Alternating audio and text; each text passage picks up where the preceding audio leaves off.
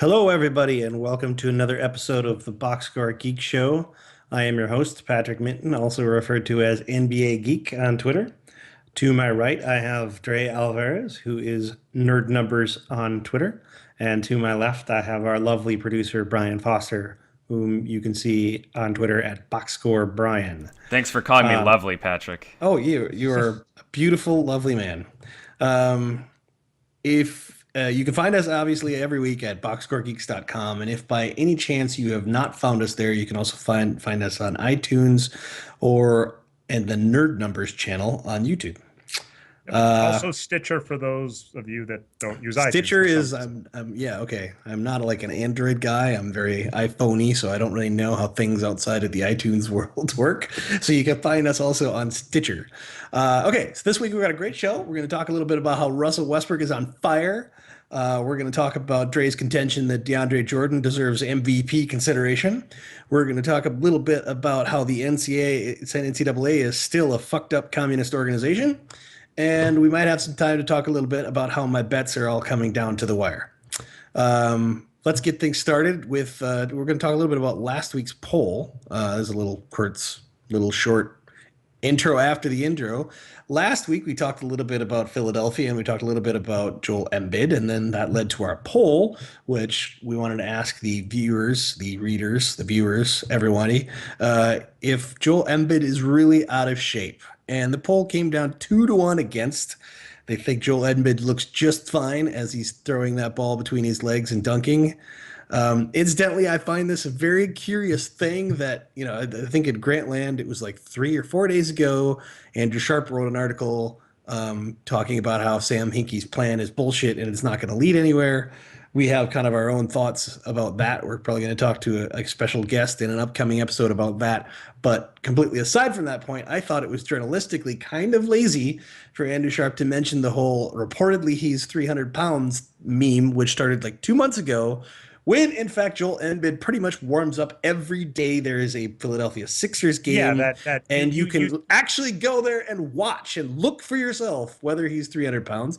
I actually don't know how much he weighs because I'm terrible at judging these things, but all I can say is he looks pretty damn fit. He might be 270, he might even be 300, but all I can say is if he's 300 in that video, then hot damn, that looks like a very exciting 300 pounds. I would want a guy like that to be 300 pounds because that basically means he's like going to be dominating the NBA like Will Chamberlain back in the day if he's really 300 pounds in this picture. I suspect it's more like 270, right? And I had a slight anecdote in relation to that because we always talk, Brian and me, how much we love ESPN 30 for 30. I was watching the great No Moss one, which is a great one, and it's talking about Sugar Ray versus Duran. And, all of these old, out of shape white people, the talking heads are going, oh, I can't believe Durant just quit. I don't think he was injured. I mean, you can't just quit in the middle of the fight. He'd gone 8 rounds against Sugar Ray, getting hit in the head. He's talking in the background. He had to get himself into the right weight because he had been partying, so he had to be below 147. So he decides to quit, and everybody's talking about this horrible thing, and it's this standard, the sports fan, how we watch sports people, and we say, like, Embiid's out of shape, he can't do this, and it's like, you're the fat out of shape person. I'm talking to myself, fat out of shape person sitting on your couch going, what an out of shape person. He can't play in the NBA. And he's like, I'm dunking between my legs while you're eating Cheetos. So yeah. And while you brought this up, I see in our show notes that you have some experience with boxing yourself from your college days. Oh yeah, I was, yeah. So what actually ended up happening is in freshman in college, we got in trouble for this, but in our dorms we had some like in the hall boxing matches because college kids are stupid. You mean like Fight Club shit? Yeah, we had some guy with some boxing gloves, and he was like, "Who wants to box?" And I was like, "I'll do it." And it was really, I really outweighed this guy. But we went around, they did the 3 minutes, and after one round, we break and we go to like drink water. And I was like, I can't keep going. Like, I'm dead. And it was 3 minutes, like it was nothing. Mm-hmm. So like the idea of an 8 round boxing match and still going. And, I was watching the clips and, Sugar Ray's just going out of his way. He's just hammering him in the head. I'm like, wow, going that long, going half an hour getting beaten up by a professional boxer and having people then after that say, I think he was faking injury. I think he's a coward to quit. I'm just like, oh, just shut up. Yeah, and I think people totally underestimate how incredibly hard it is to keep your hands up here for like, I mean, let's try it right now. Let's keep our hands like this for 3 minutes. I guarantee you, after 20 seconds, we're all like, "Fuck no, I want to put my arms down," right? And to do that for essentially 24 minutes. I mean, I don't know if you, I could not hold my hands like this for Like I 24 said, minutes. I No couldn't way. last. I couldn't last 6 minutes, and what I ended up doing is this. I feel terrible. I actually just I outweighed the guy, and I just went really hard at him. I just started hitting him, and after I did that, I actually knocked him into the dorm wall, and I won by TKO that way. But I just knew I couldn't last the whole match. So So when I the dorm wall was like, was that the equivalent of wrestling where they gets thrown out of the ring? It's I get no, I'm saying like I feel bad because I knocked him in the head once, which was a hard hit because I'm a big guy, and then that knocked his head into the wall, and then that ended the fight. And so I'm Wow. a terrible person. Probably gave the guy a concussion. I really apologize. And I've actually forgotten his name at this point, so I'm literally the worst person in the world. Why don't we get on to real sports instead of how Dre was stupid and irresponsible in the fight? And then I think you're calling out Brian. So Brian, if you talk to us, we can go to the next segment. Absolutely. The video is ready to go, Patrick. Okay, so we want to introduce a brand new segment. Cue it up, Brian, which we're calling "Nailed It." Or not. So basically, what we want to talk about in this section is our past predictions and how we said something that everybody said you're crazy, that's never going to happen, and we turned out to be right or not.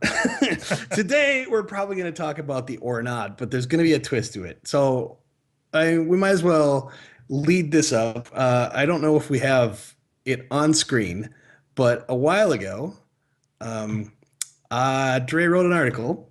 This was in October, which talked about Durant without Westbrook and the comparisons. And we boiled down to like the gist of the article was that Westbrook was going to have a chance to do the whole Westbrook without Durant thing because Durant was injured as this was the preseason. And we made a bunch of predictions. And here's me on October 14th, 2014. I said, my prediction is that Russ will continue to be good, but not great, but he'll score lots of points and therefore get tons of recognition for stepping up and leading the Oklahoma City Thunder. Hey, Patrick, can I ask a past Patrick a question? So let's assume Dre from the future hops in and walks in front of you and says, Patrick, in 6 games, how many triple doubles does Russell Westbrook need to get for you to change your mind on this statement? I would probably say 5. Oh, and a 45-point game on efficient shooting in the middle there. Yeah. Well, it's really interesting because the tale of why, like, obviously, I was wrong. Like Russell Westbrook has, in fact, in Durant's absence, had an amazing year, totally worthy of best point guard discussions. Could even make a case for MVP depending on how you kind of define these metrics. Because it's always like, are you going to pick the absolute best player? Are you going to pick the best player on the best team? Or, these kinds of crazy discussions. I still think Anthony Davis is the MVP, but we're going to get to the MVP discussion in a moment. Anyway, Russell Westbrook has, in fact, been great, not good this year. Here's the funny thing, though. If we look at the reasons Westbrook has been great and not good, you and I talked about this before the show. It's not because he's all of a sudden scoring like Michael Jordan. He has never scored like Michael Jordan, and he never will score like Michael Jordan. That's another bold prediction I'm going to throw out there. He's never going to be that crazy guy who can score. Looking forward to next year, man. This should be a lot of fun. If he goes out and scores 30 points a game on 60% true shooting next year, I will happily buy myself a Russell Westbrook t-shirt and wear it on one of our shows and eat crow the whole show. I don't think it's going to happen. Anyway, the reason Russell Westbrook has transformed from good to not great, it's, as you and I said before the show, it's very much the Bull Durham, it's an extra 25 hits a year between being a 250 hitter and a 300 hitter. It's, one seeing eye ground ball a week, one dying quail fly ball a week. And if you look at his numbers, his numbers are all kind of across the board up, but they're small things. Like you compare Russell Westbrook in 13-14 to Russell Westbrook in 14-15, he's averaging one more offensive rebound per 48 minutes, a little more than one more assist per 48 minutes. While keeping his And turnovers roughly while the keeping same. his turnovers, in fact, even lowering his turnovers a very tiny amount.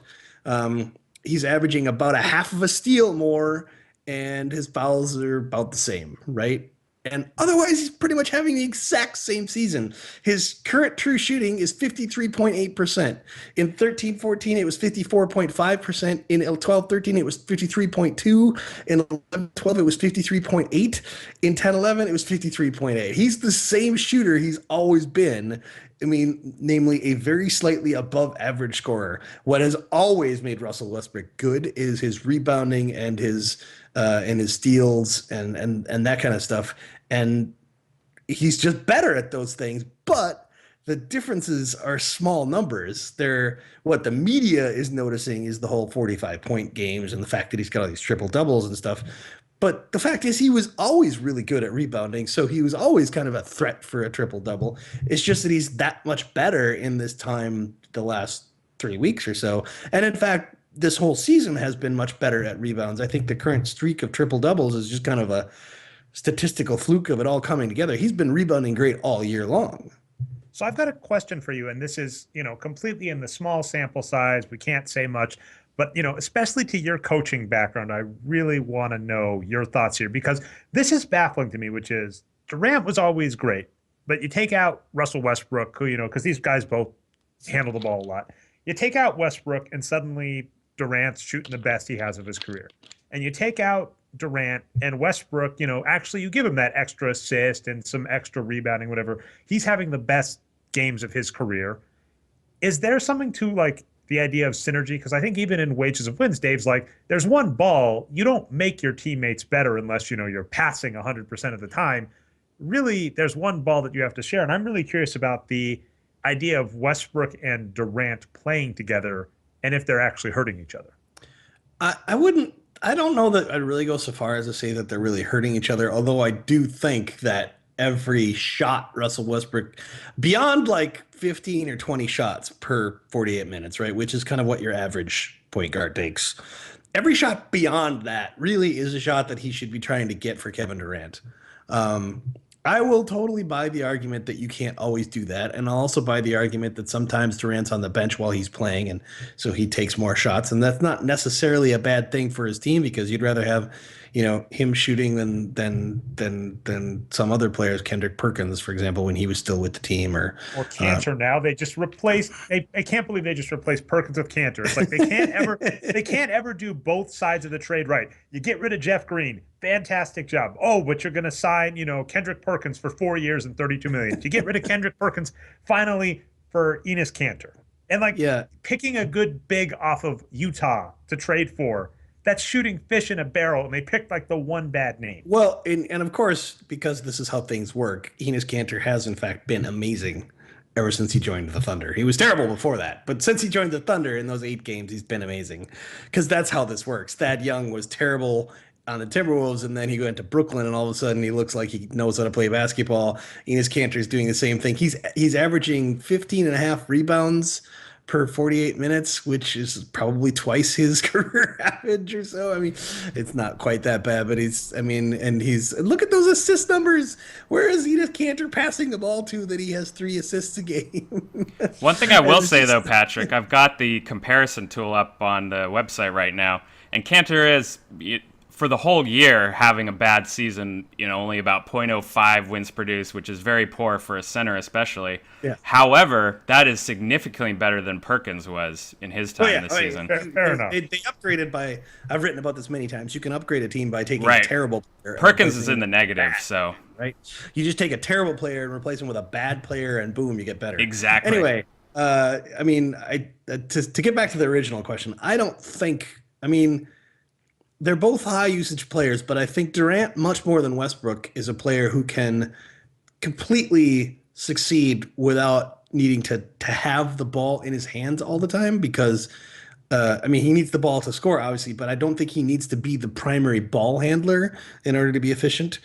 So I think that they synergize pretty well. I think you have huge problems when you take I mean, if you look at a situation like what's happening in Cleveland right now, I think there's big problems with Kyrie Irving and Kevin Love and LeBron James because all three of them are really best when they get heavily involved in the offense.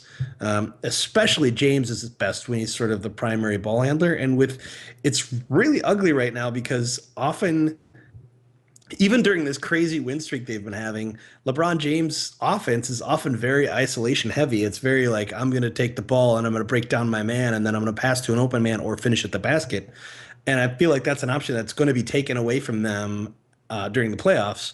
And it's marginalizing Kevin Love because he's just becoming a guy who spots up behind the 3-point line. Their offense could be so much better if they ran plays where they did, Princeton kind of style action where they put the ball into the high post with Kevin Love and they ran some backdoor cutting and some flex action on the wings while the ball is in the high post. But they don't do any of that stuff that Kevin Love was amazing at last year in Minnesota. So, by the way, this might be. I hope I didn't cut out. I hope. Am I still live? Yeah. I hear you. Do you not hear me? Everything's looking good, guys. It seems like I can't hear Dre, and so I'm just gonna keep talking Keep it while going. Dre tries to fix his shit. So I mean, I think that there's definitely a problem that there's only one ball, but I think there are types of players who succeed with, off the ball a lot more than players who succeed with the ball in their hands. Like, for example, Steve Nash is great with the ball in his hands, and he's kind of marginal with the ball out of his hands. So I think there is synergy in the sense that you want guys like Steve Nash who are good with the ball. You want to surround him with guys like Amari Stoudemire and Joe Johnson who are very good off the ball. And I think you should do the same with LeBron James. I don't think Kyrie Irving and LeBron James are a good pair. I think they have much worse synergy than Russell Westbrook and Kevin Durant do, because Kevin Durant is amazing off the ball because he can just run around. He can run around picks. He can get free on the wing. He can do all kinds of things. Are you back with us, Trey? I am. I was about to say something, and then I completely forgot. Oh, actually, no. This may be this week's poll, Patrick, and I think you and I have talked about this offline. I forget if we've talked about this on the show before. I think it would have been amazing if, when the Wolves traded Kevin Love away, if Cleveland said, you know what, we'll give you Kyrie Irving, you give us back Ricky Rubio too. I think, first off, I think Cleveland obviously should have done that, and I actually think Minnesota would have been. Oh, I think Minnesota would have been for sure. I don't think Cleveland ever would have done that. I think the thing is that both teams were and are convinced that Kyrie Irving is the better player. So there's no way Cleveland would do it. But I agree with you. Just imagine sure. Rubio right now next to Love and LeBron. Oh man, that would have been beautiful. Yeah, I do think that LeBron. I hate to say this because I hate to criticize this game, but I think LeBron could work on being a better player off the ball. Or it's not that he's a bad player off the ball, but it's like that's not how he wants to play right now. He wants to be the primary ball handler. He wants to have the ball in his hands, and he wants every play to start with him with the ball, usually on the wing. And I just think their offense could be so much better if they used LeBron off the ball a ton. Of course, the problem with that is you need a point guard who's actually going to make use of that. Might be one of the reasons that LeBron wants the ball in his hands, is because he knows if he lets Kyrie Irving have the ball in his hands all the time, then you'll get a lot of Kyrie Irving shots and not necessarily a lot of LeBron James shots. And I think for both selfish and unselfish reasons, I can see how LeBron would not want that to work that way, right? I don't know. I don't know what that team's going to do about that. To me, it seems disastrous. I just think that as long as they have Kyrie Irving at the point, and to reiterate what we've said earlier, like, Kyrie Irving is a good shooter.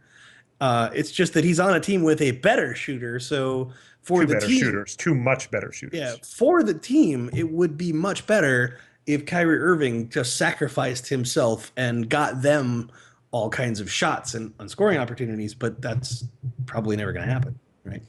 So anyway, and I got us off track on what Westbrook. So do we have anything else on the? Oh, by the way, you kind of threw yourself under the bus there because you talked about yourself tweeting.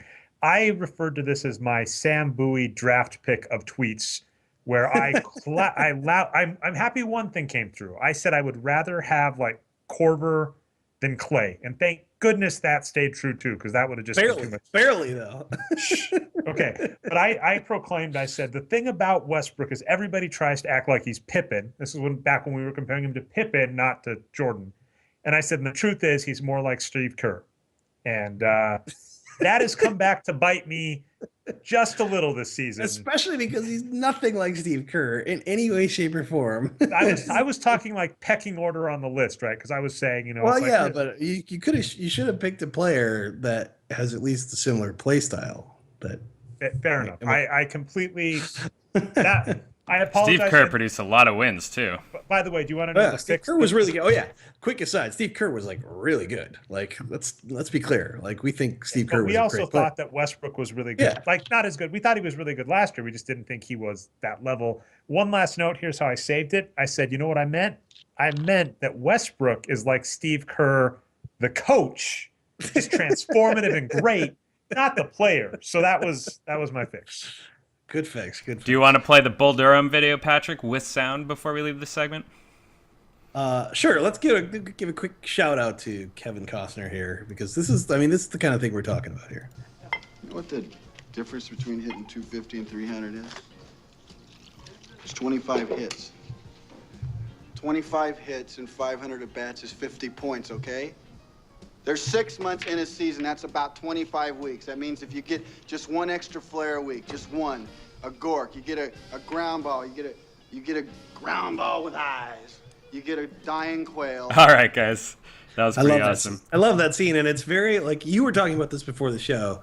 Baseball fans, like hardcore baseball fans, are often baffled by basketball fans because a baseball fan kind of understands some concepts around sample sizes and efficiency versus totals, right? Like there are certain, like, sure, you know, things like Ichiro had the most hits in a season. There's like these kinds of records, but for the most part, a baseball fan doesn't care how many hits you have. He cares like what was your on base percentage, what was your batting average, how many at bats did you need to get those hits, etc.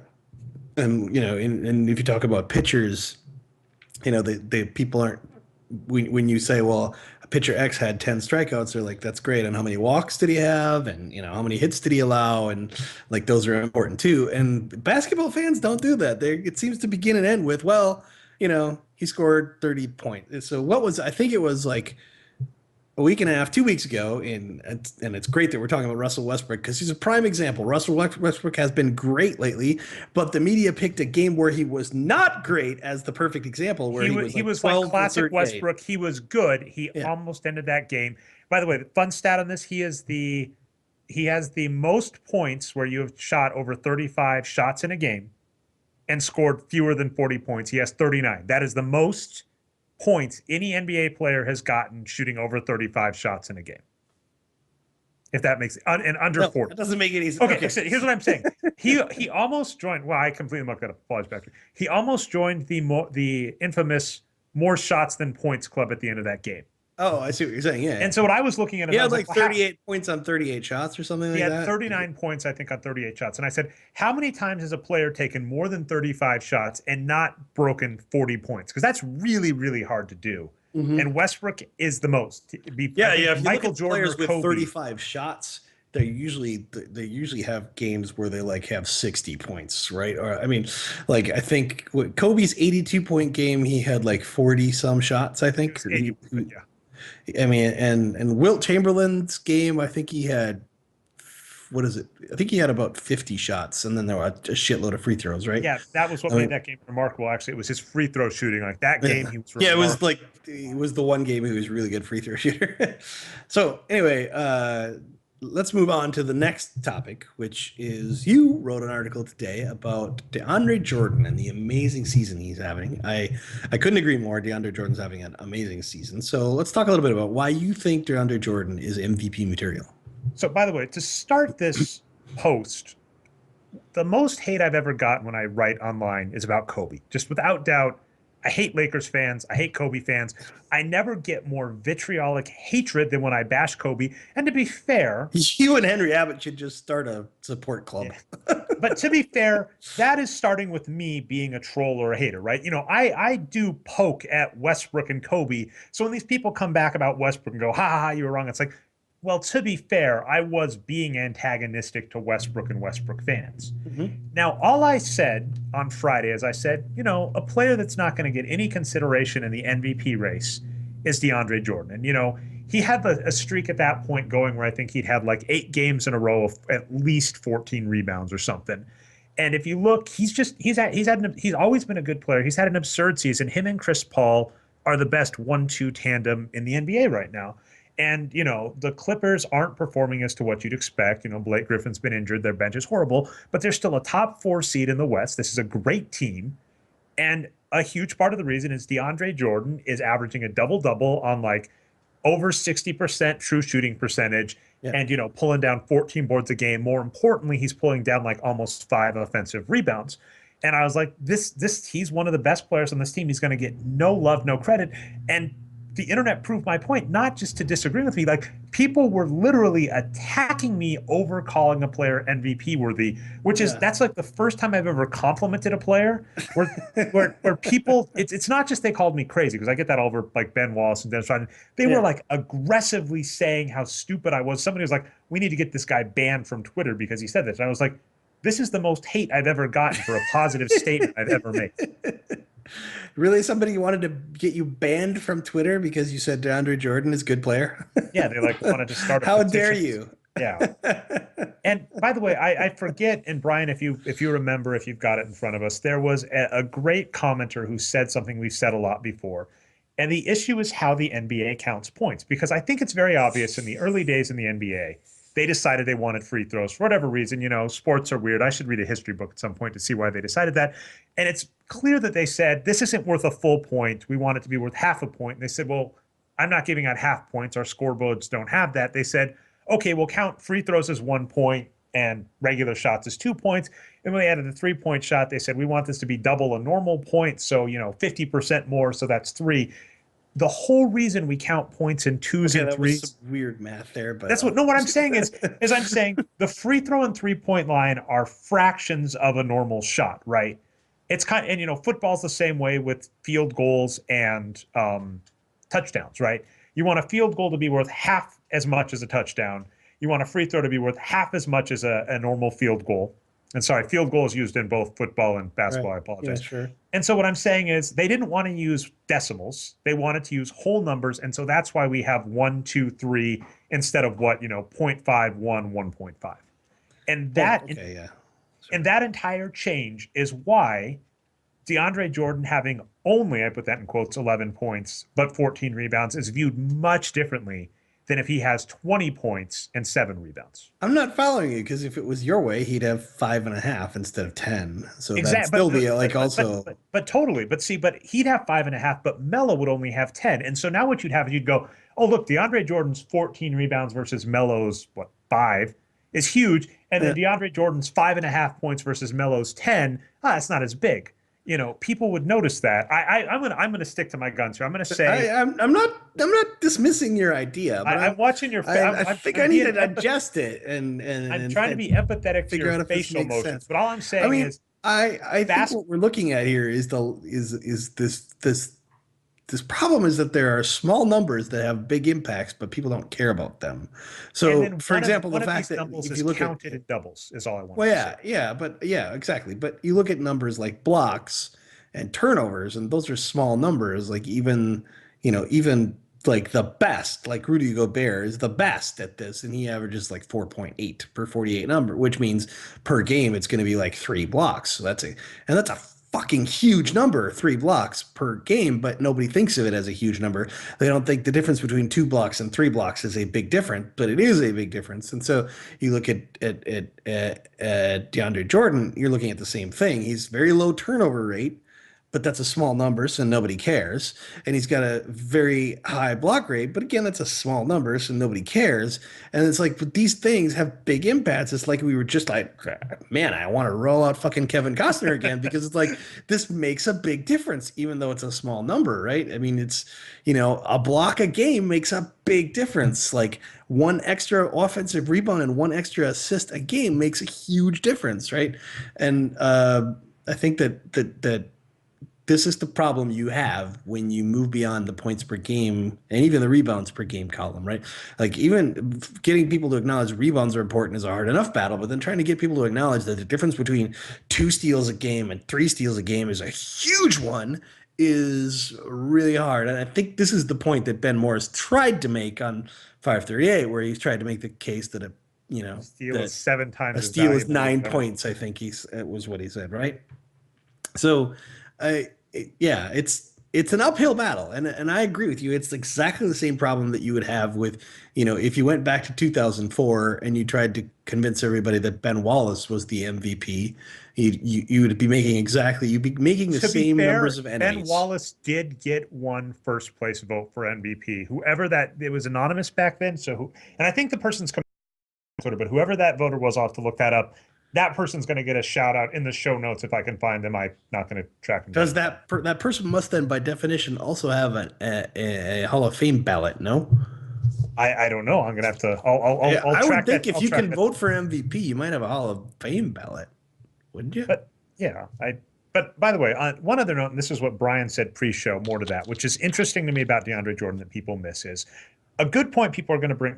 A point, not a good point. I'm throwing it down as the usage curve. Basically, the reason DeAndre Jordan's turnovers are low is not surprising. He doesn't handle the ball that much. The reason he doesn't shoot more shots a game, although I'd argue you could probably give him 1 or 2 or try and make 1 or 2 more plays for him, is that he's really good from one spot. He's really good near the hoop, and if they can't get the ball to him near the hoop, they're going to do something else. That's fine.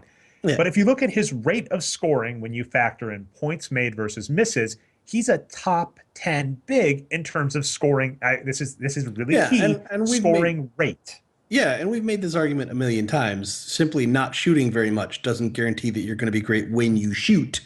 Just ask Jason Collins or Mark Madsen. That's not how it works. It's just because you never shoot doesn't mean you're going to be amazing that time that you do shoot. That's just not how it works. It still is a very key skill. It's not, you don't get to magically dunk the ball 5 times a game if you never take any other shots. Otherwise, Tyson Chandler and DeAndre Jordan wouldn't be the only ones doing this. Exactly. And I bring this back to hockey a lot where they do count assists. And I made a Wayne Gretzky comparison a while ago. Just a stupid comparison because he's just so weird. But they count assists and points the same. And you'll notice in hockey, nobody ever says when a player gets a hat trick, well, 2/3 of those were assisted by Sid Crosby. If he doesn't play with Sid Crosby, he's not going to score goals. What they'll say is, and this is something I love about Fareed. You watch Fareed and Ty Lawson, and I can't watch that team right now. I wish I could, Nuggets. You're playing Fareed as center. They're playing Wilson Chandler at the 4 and Fareed as the center. And I don't care how crazy you love small ball. That is stupid for small ball. George Karl looks at that and says, what are you doing? But, Fareed is one of these players that you just watch him and he gets near the hoop and you're like, oh, he doesn't have the ball, what you were just talking about, moving without the ball. He doesn't have the ball, but he's in this perfect spot. And if Lawson sees him and his defender makes a move, he's getting an alley-oop, and it's beautiful. And one of my favorite plays of all time, I'll get us off this topic in a second, is there is a Danilo Gallinari, Kenneth Fareed play where it's just the perfect Gallinari drives and Fareed gets in the right spot and it's an alley-oop dunk. It's a thing of beauty. And that is a skill. Not every player can do what Fareed, and by what I'm saying here, DeAndre Jordan can do, which is get into position near the hoop so that someone can get them an easy pass. Yeah, it's really not that easy, or lots more players would be too. Because, trust me, most of those guys at the end of benches that barely get to play and they don't get to shoot very often, they would all love to get $10 million contracts. So they'd be dunking left and right if it were that easy. But it really isn't. Dre, I've got one question about your article before you move on that I think the commenters would want to know about. And so, to cut to the chase of your article, you basically say Jordan is great at everything except for passing, right? That's kind of the conclusion of the article. So Of things that are explicit in the box score, yes. and right, Well, and that's free where I'm throws, going obviously, next. right? Is We are going to mention free throws, right? Okay, well, yeah, That's okay. right. So the comment. So I'll try to set this up. The commenters are come and say, "Well, what about free throws?" Right? But when you show that graph of net points, that is drugged down already by his free throw percentage, right? And also drugged down by his low number of shots that he takes. Exactly. So despite those two things, he's even that elite of a scorer. I was expecting to get punched in the face there, Brian. But yeah, I mean that's what I love is when people think about basketball, they don't think that it's a 100 possession game where a majority of these possessions, 50 to 60 of these possessions happen in the middle quarters. So I didn't mean to knock my mic. Happen in the middle quarters, and they're mostly the same, right? They think of these corner cases where they go, what about with 5 minutes left in the game and the team is up by 3, and DeAndre Jordan has just gotten a rebound because the other team heaved it, and now he's going to get fouled and he's going to go to the line, he's going to cost his team the win or whatever, right? Think of this scenario. That's not a majority of games. A majority of games is these 50, 60 possessions in the middle where if you score on 60% of your shots and you shoot the rate that DeAndre does, you're going to be helping your team. And I realized we didn't talk much about this, Patrick, but something that's actually started bugging me, and I'd like your input on this, is so when I was looking up the DeAndre article, the first thing I said is, how are the Clippers at defense? So they're not great. They're a below average defensive team. One of the biggest reasons they're below average is they foul too much, which DeAndre Jordan doesn't do. But I went to stats.nba.com. They actually have started incorporating the sports VU data.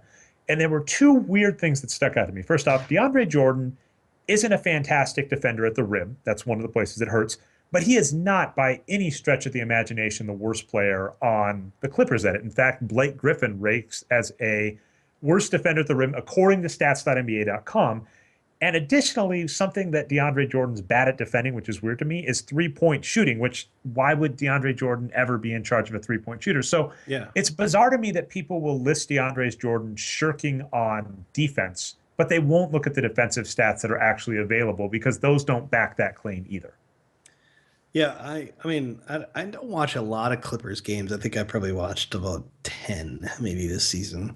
But I don't see this evidence for DeAndre Jordan being this crazy bad defensive player. I really don't know where that comes from. I mean, and you have to say, I mean, with his blocks, you have to acknowledge he's doing something to protect the rim. It's interesting that I've always thought, for example, and so Kevin Love, here's a good example. Kevin Love, I think, is a terrible help defender. He's just not very good at getting into help position. But as a one-on-one defender against his man in the post, Kevin Love's actually pretty good. He's not a good shot blocker at all, but he stays between his man and the basket and tries to make his man put up a tough shot. Nobody gives him credit for that. It just seems like people sort of pick and choose how they want to define a player's defense in order to make whatever argument they're trying to make, which in this case is really that DeAndre Jordan can't possibly be that good because he only scores 10 points. I think you're right on that. I mean, I think that's what it boils down to because people are like, he's not a good defender. You're like, defensive rebounds. They're like, well, he shirks. He cheats on defense to get those. It's like, okay, so somehow he leaves his man so that he can steal a defensive rebound from a teammate, maybe. But the other team just lets him do that. The guy's wide open, and they're like, oh, let's have this other guy that's guarded take the shot instead of the wide open guy. I think we've talked about this a lot before, and like you've even talked just your skill as a player, and Ben Gulker's another person that actually has more skill than the average rec center player. He played in college. NBA players are not bad at basketball. Sorry. They're not as bad as you are as your friends. They're actually pretty good at this. So it's kind of diminutive to them to say they can't figure out how to, take advantage of a 2-on-1. Yeah, I always hate the people who make the argument that a player's stats are empty as if that player is playing fantasy basketball with a bunch of people that will let them do anything. I mean, that's just not how it works, right? Like last year in Minnesota, it's not like teams came into Minnesota and they all kind of got together and they agreed, well, we'll let Kevin Love get 25 and we'll let Kevin Love have 15 boards. We're going to shut down everyone else, though. Like, that is not the game plan when teams come into Minnesota, right? The game plan was, hey, let's try and stop Kevin Love because nobody else on this fucking team can score anyway. So let's just shut down Kevin Love and we'll win. Okay, good call. Let's go team, right? And it's it's the same thing with what people are saying about Pau Gasol this year in Chicago. Again, it's like it's not like teams come in and say, hey, let's let Pau grab 10 boards, because they don't matter. So we'll just let Pau pad his stats. That's fine. That's not how NBA teams play against, and that's not how, for that matter, Powell's teammates play. It's not like any of his teammates go, hey, everybody, let's make sure we just let Powell grab the rebounds because he needs the money. Yeah. That's just not how it works. Well, I've said everything. I mean, if you've got more questions about DeAndre, but if not, I'm sated. I got my article out, and hopefully. Well, okay, let me ask you this question: like, why aren't we considering Tyson Chandler for MVP? Ooh, good one. Okay, so by the way, and my entire thing when I was writing this article, the first thing I said to myself is, if he played a full season, Hassan Whiteside, oh my goodness. Oh yeah, The only reason I picked DeAndre Jordan is, if you go to Boxscore Geeks and go to the players for this year and sort by wins produced, DeAndre Jordan shows up number one. The combination of how he's played per minute and total minutes, because LeBron James, Anthony Tyson Chandler's right behind him, right? Gee, okay. So you're just coming back to you're trying to defend your All-Star. So for those of you listening, when we did All-Star stuff, look at Tyson Patrick started Tyson Chandler over DeAndre Jordan on his squad, and so I think we're getting in a fight here. I completely agree. On Dre's All-Star, and MVP and Hall of Fame, actually, all three of these at this point, those two players get a vote. Tyson Chandler much higher than Tyson Chandler in my world is a first ballot Hall of Famer. So let me just point out that Tyson Chandler this year is averaging 6.1 offensive rebounds per 48, which is like near his career high, and he's averaging only 3.4 fouls, which means he's doing pretty good defense, as a pretty good job as a defender. He's got his typical low turnovers, his low assists, and he is at a ridiculous 70.8% true shooting on a very similar number of field goal. Well, I guess he doesn't shoot quite as much as DeAndre Jordan. He doesn't get quite as many dunks. But I'll just put it this way: the reason I went for that 70% true shooting, dude, is he was top of the list. And the one last thing I'll say is I'm actually rooting for a Westbrook MVP. Not for the reason you think. I don't think he's the best player. He is MVP material. I don't think he's the best. But what I will say is we don't see teams with not losing, but teams that don't place in the top four, or teams that, or players that play below 70 games get the MVP. And Westbrook would be an anomaly on both of those. And I think that's also one reason I didn't really look at Chandler as hard is, the Dallas Mavericks are the 6th seed right now. The Clippers are a top 4 seed. So basically I was just saying, who's the best player? So you're going with the winning team. So it's interesting that you're willing to abandon conventional wisdom's focus on points per game, but you're not willing to abandon the conventional wisdom I agree Tyson Chandler is an MVP candidate. This is what happened with me. I was like, I think DeAndre Jordan deserves some love. And people are like, why don't you give love to Tyson Chandler? You just can't win even on this site. So that's what I got. Okay. As an aside, I think we got like a couple of minutes before we're going to talk about the next thing here. So as an aside, you mentioned Hassan Whiteside, who, by the way, for those of you on NBA League Pass right now, he just got ejected from the Celtics game for absolutely trucking Kelly Olynyk. Like it was a hockey style check in the back kind of play. You mentioned Kelly Olynyk, and I think we should give some love here also to Rudy Gobert. Oh yeah, who absolutely. is having a ridiculous season. And I mentioned this in a tweet earlier, and I'm bringing this up because we're going to talk about my Vegas bets now, right? Right now, my thing that I hope kind of remains a little bit of a secret that I hope Vegas doesn't catch on to is the Utah Jazz. I think there's a big potential for a huge overbet next year on the Utah Jazz because Rudy Gobert has only played like about a half of a season, and next year, barring injury, of course, he's going to play a full season, and it looks like he makes a massive difference on that team's win totals. Right now, pretty much the Utah Jazz, since the All-Star break, are the best defensive team in the league, and it's not even close. Like they are making like the 03-04 Detroit Pistons. They're giving them a run for their money, and Gobert just looks amazing, and I think he is on track to be basically the first guy since like Kareem, or no, not Kareem, David Robinson, to average more blocks than personal fouls. That's which is absurd, by it's the way. like if you go to Basketball Reference and look at the guys who have averaged more blocks than fouls, it's a totally absurd list full of Hall of Famers. It's like David Robinson and I think I don't know how far back it goes, but Wilt isn't in there because his blocks weren't recorded. But it's guys like David Robinson and Mark Eaton and like it's Oh, by the way, it's fun note, crazy. I actually got some love for Mark Eaton on Twitter because when I was commenting on great rebounders, someone said, "Well, are you just going to be really impressed by people that block a lot? What about Mark Eaton?" And I looked up his stats and I was like, "Yeah, Mark Eaton's pretty good. I'd vote him into the Hall of Fame twice before I'd vote in Allen Iverson once." And Yeah. Mark Eaton actually retweeted my, "Hey, Mark Eaton's pretty good." So that was cool. Shock. And as we know, Mark Eaton was a third degree acquaintance of Paul Shirley, who was on the podcast a couple of weeks ago. So that was a big deal. So anyway, we have Hassan Whiteside, Rudy Gobert.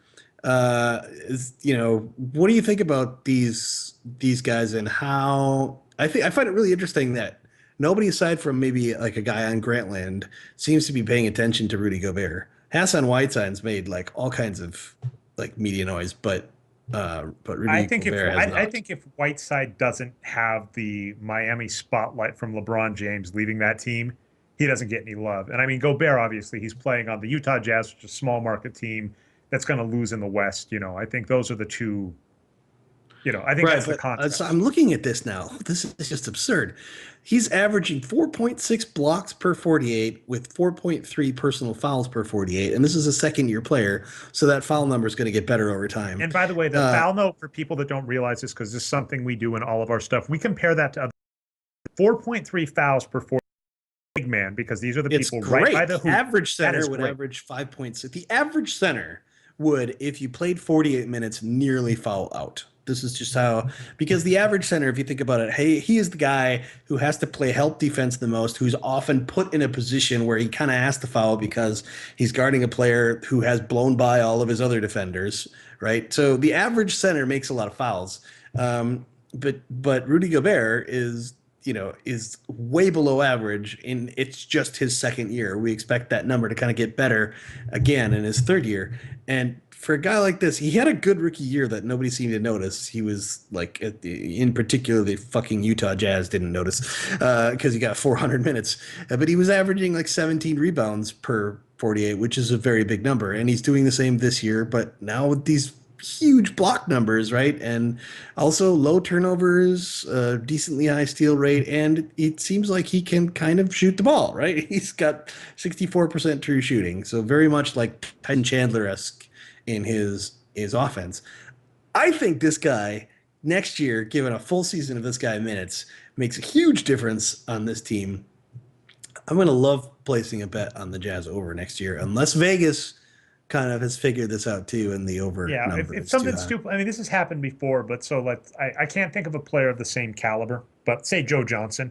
If a Joe Johnson caliber player was traded to the Jazz, a player that's good but not great, but the mainstream media is going to say Joe Johnson's going to make a huge impact. The same as the Derrick Rose, Jimmy Butler going down. People are going to ignore Jimmy Butler's contribution because Derrick Rose went down at the same time and they masked each other. So Yeah, yeah, that's a good point. And okay, so let's move on to the Vegas predictions. I think you put this on our schedule, so I'm going to let you drive here for a second. oh What is wow. it exactly? So, So one thing I want to talk, and this is going to get old hat, and I'll let you talk about it, or you could just put the kibosh on it. So, for instance, by the way, I don't have my league pass up in front of me. You got it up in front of you? I can get it up here in Yeah, just a moment. sure. So what are the Hawks doing to Sacramento right now? If it's like the half, it was not. Okay, can we? Oh, wait. Can we take a quick aside to mention that Sure. the 76ers beat the Hawks a couple days ago on Saturday, I think, which give them win number 14. So they need two more for that bet to like come That in. is a Beat weird. us in the What I ass. will say about the Hawks is the Hawks have embraced the Greg Popovich give zero. Oh, now cuss for the show. Give zero fucks about. It's so hard, but now we have all these segments where we actually cuss in them, so I'm gonna have to get over that. But the Greg Popovich school of I don't care, where they'll just rest guys. And I know actually as a fantasy player, it is maddening to try and guess what the Hawks are gonna do. Yeah, it was the same problem you had with the Spurs, right? And Exactly. And Dre, to answer your question, the Hawks beat the Kings by 25 tonight, 130 Oh, to 105. so no big as deal. yeah, and not that I expected Sacramento to win this game, but as much as the 76ers are putting a big smile on my face lately, the Sacramento Kings are just making me fucking hate them with a passion. I don't have these numbers, but if any of our viewers know this, I would speculate that the Sacramento Kings have got to be the league in terms of having games where they were up by 15 or more and then went on to lose that game. Because I don't know how many fucking times this year I've checked League Pass and around halftime Sacramento's winning by 15 or up by 20. And then I'm like, sweet, my Sacramento over looks pretty good. And then later in the night at 1, I check the scores to see that Sacramento lost. And I'm happened there because that team's been driving me nuts all year long. I can't even imagine what it must be like to be an actual Sacramento Kings fan. All I can say is, man, you should have let the Seattle group we'd into shape. We'd have jettisoned all those terrible players.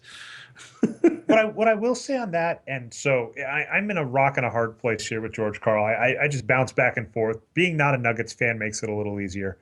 But one of the issues, and this is something Arturo talked a lot about, is if you look at the point spreads as the NBA's pace has changed, efficiency has changed, the use of the three-point shot has changed, you would have expected the margins that teams win by to go up, but they stay governed.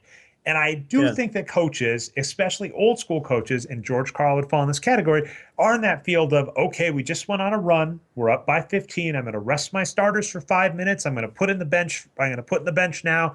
And I'll let my bench play their bench, and then my starters will come back. And, the teams, and the Hawks are a team that does this too, and the Warriors as well, are teams that are just like, oh, we're crushing you? Well, just turn on the brakes. Let's Belichick this up. Let's run up the score so you have no hope of coming back. And I don't think enough coaches have embraced this.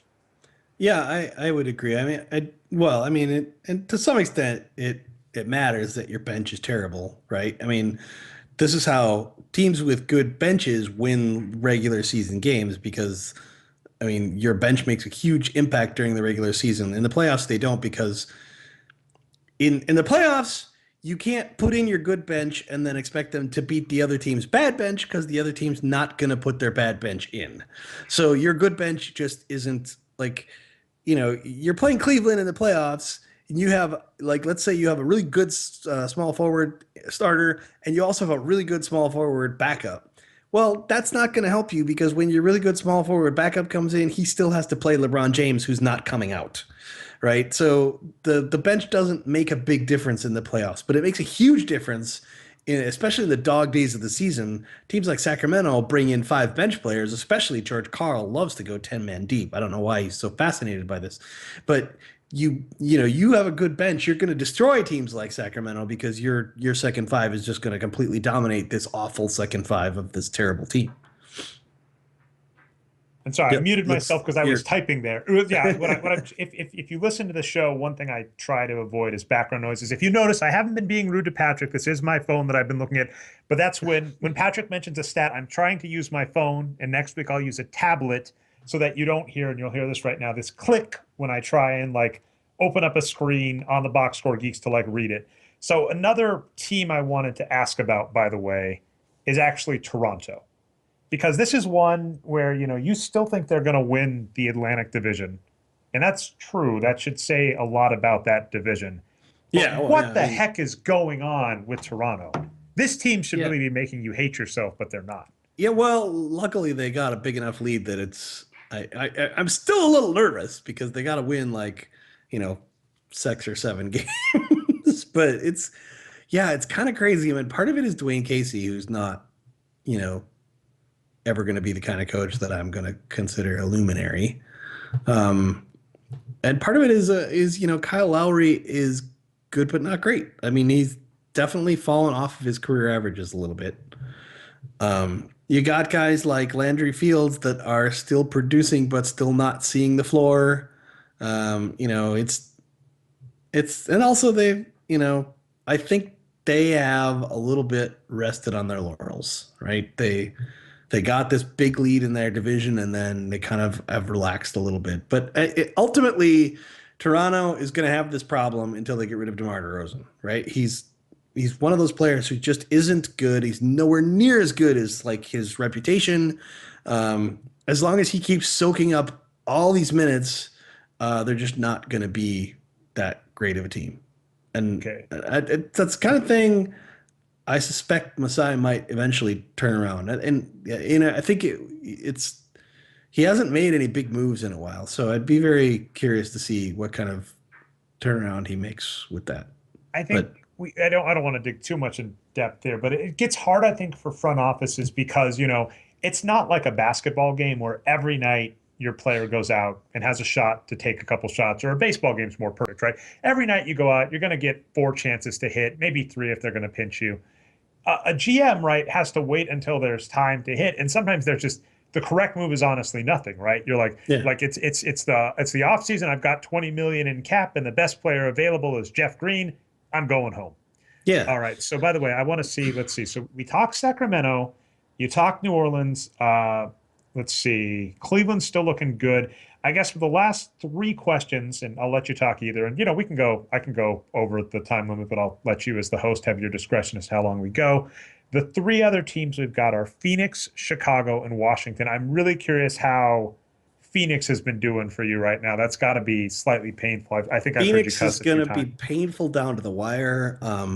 They are a much worse team after the trade deadline. There's no question in my mind about that. I just don't think Brandon Knight is a good replacement for, and even especially like I had some hopes when they traded away Miles Plumlee. I thought, well, maybe Brandon Wright will get more minutes and we won't care. But no, it turns out like the whichever Morris brother, I'm always forgetting which one is which. They're putting him at power forward with like a lot and running out 2 Morris twins all the time instead of playing Brandon Wright lots of minutes, and it's just kind of crazy. I really, really, really don't understand what all the NBA coaches' problems with Brandon Wright is, because on the one hand, you see GMs kind of valuing him. He got traded for a first-round pick twice, I think, and yet nobody wants to play him. And I get that he probably has some defensive problems, right? But so do lots of high-scoring players that play lots of minutes. Brandon Wright does a lot of really good things that could make up for his defensive deficiencies if you just give him the minutes. And I'd absolutely love. I mean, Brandon Wright would be a fantastic big on most teams. If they, like what you're saying, they just give him the freaking. Him and Ed Davis, I just do not understand. Like, I honestly want to know from any coach, and then I'd like to hear more than just platitudes about defense. What do they have to do to get more playing time? Like, why is Phoenix obsessed with running up because even in this stretch 4 scenario, like both Morris twins are not like equally good shooters. One's better than the other. So why does the shooter that's not as good, and I hate this, I'm really sorry, I think it's Marcus who's the better shooter. Why do we have to play both of them to quote unquote stretch the floor? Why can't we dominate the inside with Brandon Wright? It just doesn't make any sense to me, So what are your feelings on that? Markieff is the one who's been playing far too much power forward. I was going to say, so what are your thoughts on the Phoenix one? Because you put that on yours for those. I realize my thoughts are that I should, so I approach this. Well, I don't really have a choice, but I try to approach this the way, Warren Buffett approaches stock picking, which is to just buy and then ignore it until it's time to cash in, right? So I haven't been, I look at the scores, but I haven't done research like, for example, what is Phoenix's upcoming schedule like? Because that'll play a big role, right? So I can tell you one thing, Patrick. They're tipping off here in Oakland against Golden State in about 10 minutes. So yeah, let's. I don't know if that's going to help things. This is not one of the games that I'm counting on, man. Oh, okay. This is not one of those games that I'm counting on. Let's see what they have upcoming. Phoenix has. Oh, they're playing Minnesota soon, so that should be a win for them. Although Minnesota's kind of pretty good now with Rubio back and Martin back and Kevin Garnett playing. That actually is probably going to be a close game. Then they play Atlanta. That doesn't look good. It's the more I look at this upcoming schedule, I don't feel very great about this. Sorry to depress So you. we got Minnesota, Atlanta. Oh, the Knicks. The Knicks are on the schedule. Pelicans, that'll be a tough one. Rockets, that'll be a tough one. Dallas, that'll be a tough one.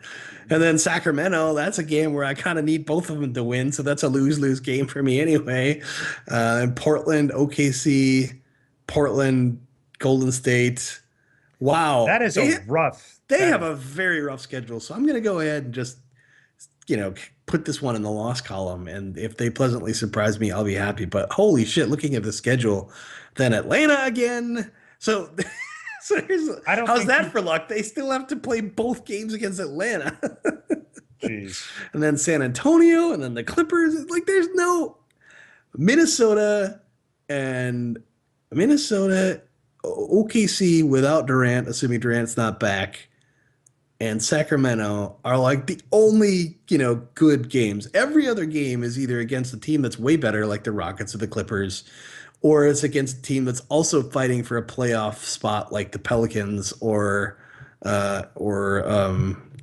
Oklahoma City. This is just an insane schedule. There's no way they're going to win 10 more games here. So, by the way, this is crazy. Patrick, I realize that's a depressing end to this, and I know we're right out of time. I was going to say, I don't know if this is a transition into shout-outs or not, but I actually do have one question. Doesn't really relate to the last segment at all, but figured I'd throw it out to end the show.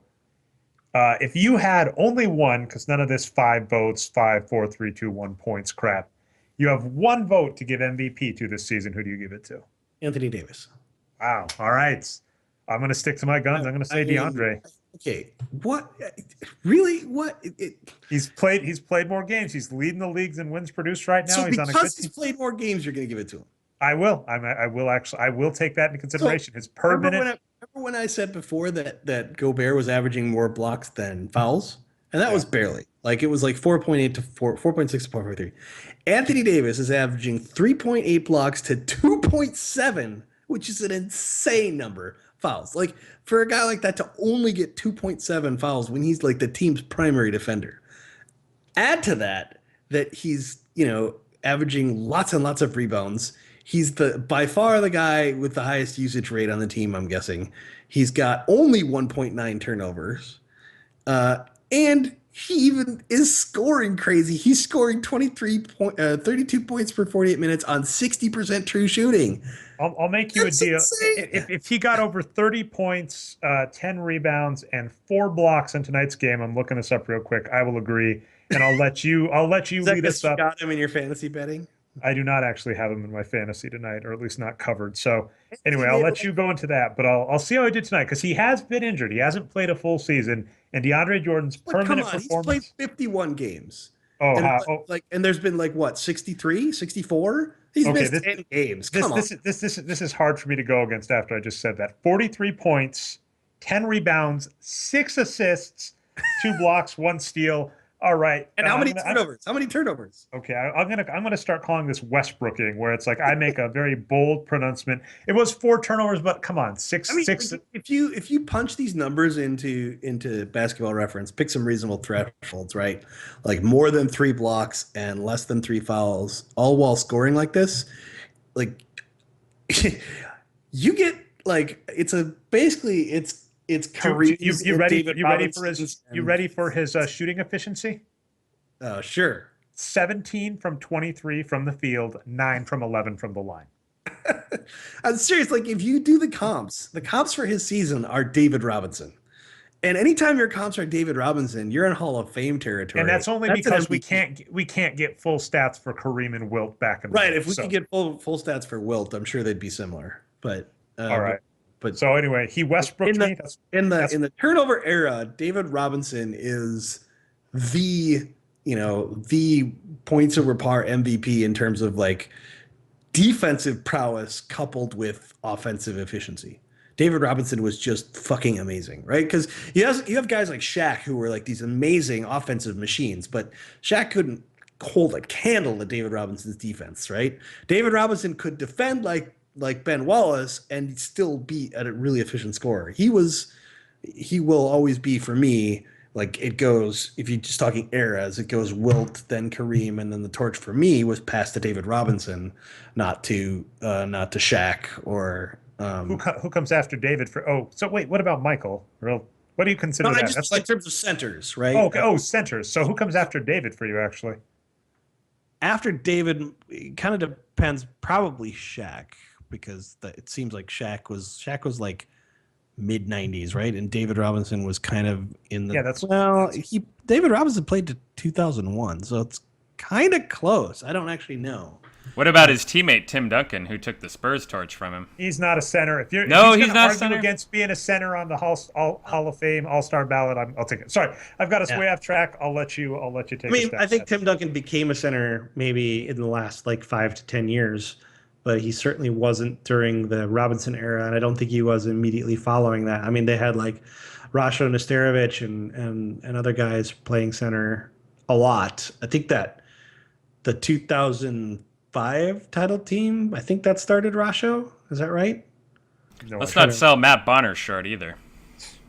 All right. I'm just saying, like, a lot of people would go like, Wilt and then Kareem and then Hakeem, but I think David Robinson was much better than Hakeem. You go for David over Hakeem. I can't disrespect people on either side of that argument. I mean, I'm not saying the Dream was terrible, but David Robinson was just a beast, an absolute beast. Okay, that's all I got. Yeah, I realized I threw a monkey wrench.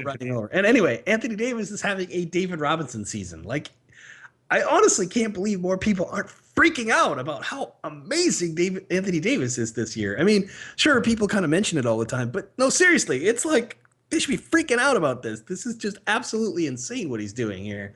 He's above average at everything. And it's like, for him to be this involved in the offense and yet only have 1.9 turnovers per 48 minutes is, I mean, and for him to, be blocking that many shots and yet have a foul rate that low, or even to have a foul rate that low at all for a guy playing that much power forward it's totally crazy. He's having an absolutely insane season, and I can't believe more people aren't talking about it. Like, I mean, he gets the standard sort of star treatment, but people should really just be every day, just be freaking out. Like, oh my God, I can't believe what Anthony Davis did tonight again. I will say that tonight, that is a very appropriate, like, I know I read the box score to you, but I know you would have said the exact same title. That is especially true tonight. So exact. I'm looking at box scores right now. What did he do? Let me ask you a trick question. What did he do in his previous game? Is it 2 games ago? He was freaking ridiculous. So I don't remember. He just went 17 for 30 and then had nine defensive, 4 offensive rebounds, 2 assists, 8 blocks, 3 steals, 1 turnover, and 1 foul. That's just totally insane, dude. All right. I mean, honestly, I'll retract for the listeners, just so I don't get flamed in the comments. I will say I retract it. I will back Anthony Davis. I will eat my words because he has. I guess don't get me wrong.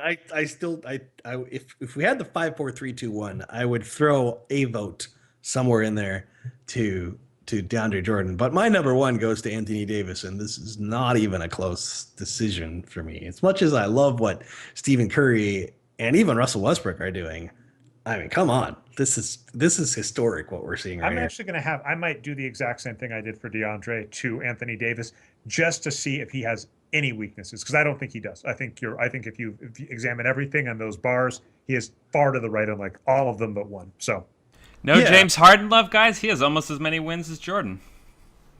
Yeah, I like James Harden. Okay, first of all, I think James Harden is an amazing player, but good God, like you couldn't pick a more boring example because I really don't want to see a guy shooting free throws 15 times a game. We should move on to shout-outs. Okay, sorry. You basically gave one to Anthony because I'm doing the thing. I'm supposed to be hosting. I'm supposed to be keeping us on the timeline. I'm not doing it. So enough of this. No more MVP talk. Let's talk about shout-outs. Who you got, Dre? All right, so mine, I put this on the script. I realized I forgot if we could have gotten it in last week. I apologize for getting the exact date. Got to give a shout out to Spock. Got to give a shout out to Leonard Nimoy. tragic passing. I'm really upset that I have 2 shout outs in a row that are going to great people that have passed, but especially been reading about him.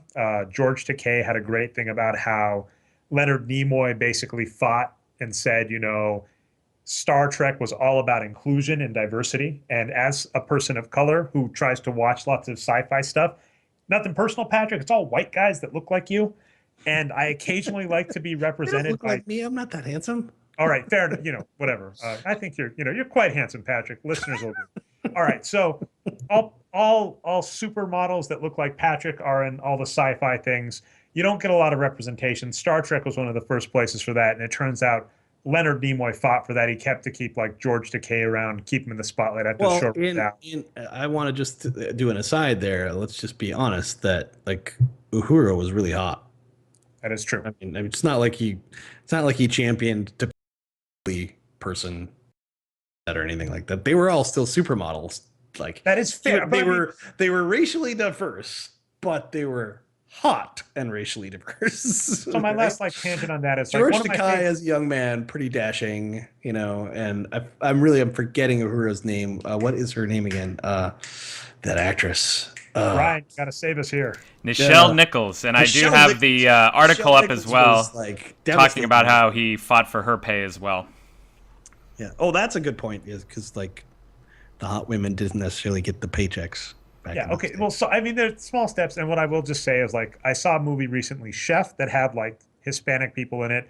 Hackers is one of my favorite movies. It occurs to me it's because of representation. So not only was he an awesome person, the logical person, that's us. We talk about being, logic driven, Spocks all the time. So he had that cultural impact, but then behind the scenes impact just can't thank Leonard Nimoy enough. So tragic that he's gone. Amazing person. That's my shout out. And I'm also going to give one to Mark Eaton, because I always love when former basketball greats that don't get enough love actually notice that I said something nice about him. So that made my day. So those are my shout outs. Nice. My shout out this week is to an organization.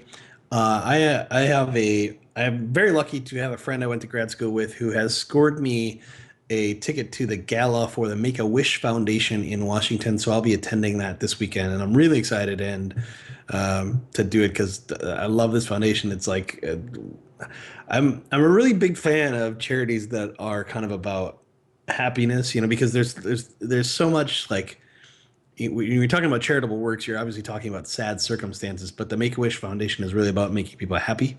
So that's a big one for me. And anyway, I'm going to go into their gala. So I'm going to give a big shout out to that organization. If you're not in Washington, make a donation to your own local state Make-A-Wish Foundation. It's a really good cause.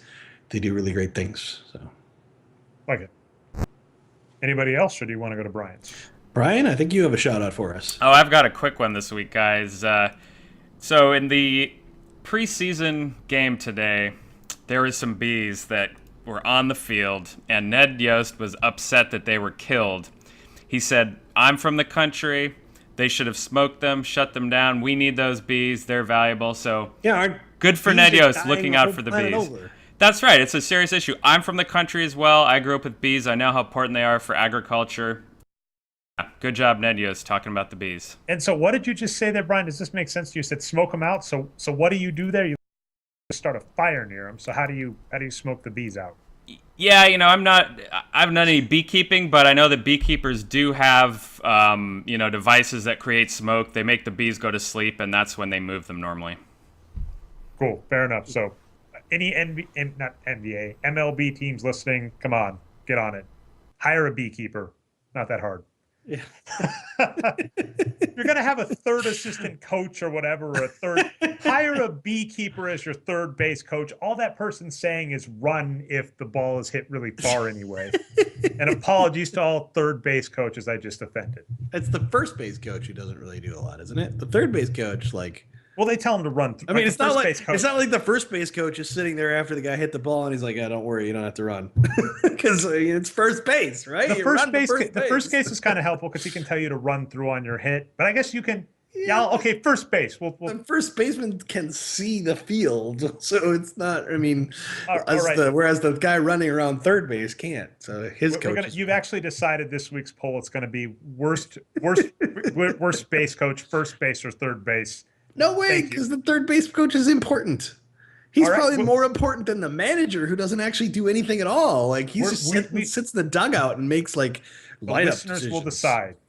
I have a shout out to Wendell Kim, Waven Wendell, a famous third base coach who passed away, I think, a few months ago. He loved to send the runner Google home. that right now while we were talking? Oh no, absolutely. Wendell Kim was here with the Giants This in the is why 80s. Brian makes the big bucks right here. Fair enough.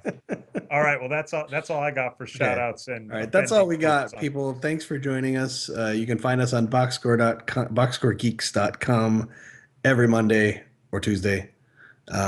Monday for the live show, obviously. Tuesday for the recaps.